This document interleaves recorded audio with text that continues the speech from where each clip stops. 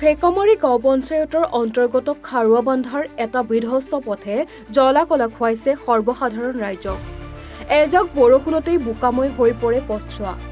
এই পথটোৰ মাজেৰে যান-বাহন চলাচল কৰাৰ লগতে স্কুলীয়া ছাত্ৰ-ছাত্ৰীয়ে অহা-যোৱা কৰে। আৰু উক্ত গাঁৱৰ ৰাইজে জিলাৰ সদৰ হাটশিঙিমাৰীলৈ অহা-যোৱা কৰিবলৈও বিশেষ সমস্যাৰ সন্মুখীন হয়।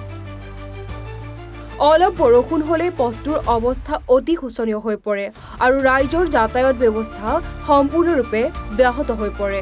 সংবাদ মাধ্যমৰ যোগেদি খাৰুৱাবান্ধা অঞ্চলৰ গাঁওবাসীয়ে অচিৰেই পথটো নিৰ্মাণৰ বাবে চৰকাৰক আৰু মানকাছাৰ সমষ্টিৰ বিধায়কক অনুৰোধ জনায়।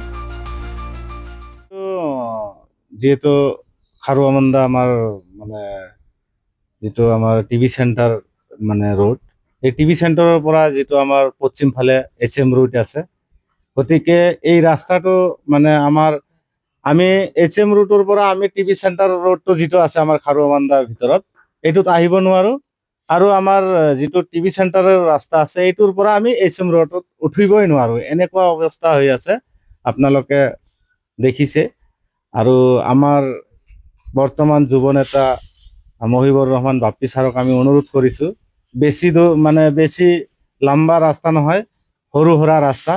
আৰু ইয়াতে আমাৰ এটা কেন্দ্ৰ আছে, যিহেতু আমাৰ অংগনবাদী চেণ্টাৰ, তো ইয়াতে সৰু সুৰা বাচ্চা আহে, ৰাস্তাৰ অসুবিধাৰ কাৰণে এই চেণ্টাৰটোত আহিব নোৱাৰে। গতিকে আমি বিনম্ৰভাৱে অনুৰোধ কৰিছোঁ আমাৰ মহিবুৰ ৰহমান বাপ্পী ছাৰক তথা আমাৰ MLA আৰু আমাৰ জিলা প্ৰশাসন মহোদয়কো আমি অনুৰোধ কৰিছোঁ যাতে এই ৰাস্তাখিনিত চকু দিয়ে। হাটশিঙিমাৰীৰ পৰা ৰিজাজুল হকৰ ৰিপৰ্ট, এনি ভাৰত 24।